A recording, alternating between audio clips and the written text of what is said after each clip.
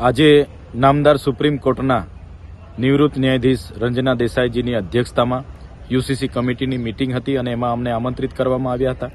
ત્યારે અમને 12 થી 15 મિનિટ આ કમિટી દ્વારા સાંભળવામાં આવ્યા। અમે લેખિતમાં પણ રજૂઆતો કરી છે અને મૌખિક પણ એમનું ધ્યાન દોર્યું છે।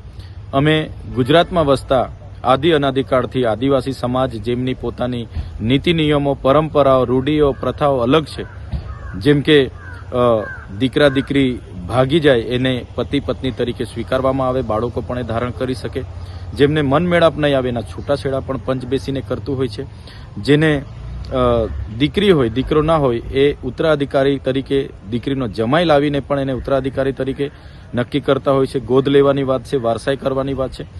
તમામ બાબતોમાં આદિવાસીના પોતાના અલગ પારંપરિક કાયદાઓ છે, જેને અમારે ક્યાંય કોર્ટ કે રજિસ્ટરમાં રજીસ્ટ્રેશન કરવા જવું પડતું નથી। તેવા કાયદાઓ પણ યુસીસી લાગુ થવાથી નષ્ટ થઈ જશે।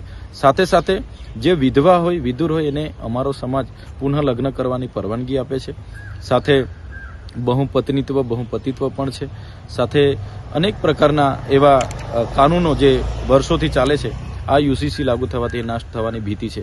સાથે સાથે આદિવાસી સમાજને સામાજિક સમાનતા લાવવા માટે જે બંધારણીય જોગવાઈ છે, આર્ટિકલ 244(1) અંતર્ગત અનુસૂચિ 5ની જોગવાઈઓ છે, આર્ટિકલ 371 અંતર્ગત પણ સ્પેશિયલ જળ જંગલ જમીન ઉપરના પ્રાવધાનો છે। સાથે 73AA ની જમીનો બિન આદિવાસીઓ ખરીદી ના શકે। સાથે રક્ષણ માટે એટ્રોસિટી એક્ટ છે। સાથે 1996 પેસા એક્ટ અંતર્ગત ગ્રામ સભાઓને સ્પેશિયલ પાવરો આપવામાં આવી છે। વન અધિકાર અધિનિયમ 2006 અંતર્ગત જંગલ જમીન ખેડવાના અધિકારો છે।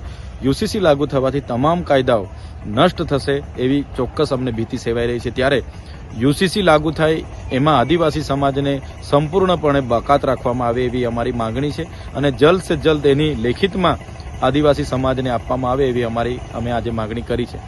સાથે સાથે યુસીસી અમલવારી ગુજરાતમાં થવા જઈ રહી છે, ત્યારે આ કમિટી તમામ જિલ્લાઓમાં જાય, તમામ પક્ષના નેતાઓ, MP, MLA, સંગઠનના લોકો, ધર્મના લોકો અને તમામ જ્ઞાતિના લોકો, મુખીઓ, NGOના અભિપ્રાયો લેવામાં આવે, બાદ જ ગુજરાતમાં યુસીસી લાગુ કરવામાં આવે એવું અમે સ્પષ્ટ માનીએ છીએ।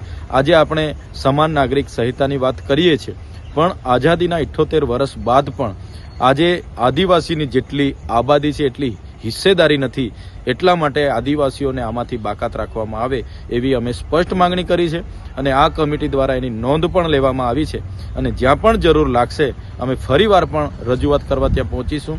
અને જો આદિવાસીઓને આ યુસીસીમાં સમાવેશ કરવામાં આવશે તો સ્પષ્ટપણે અમે કહીએ છીએ આવનારા દિવસોમાં સડકથી લઈને સદન સુધી અમારે લડવું પડશે, તો અમે આ યુસીસીના વિરોધમાં ઉતરીશું।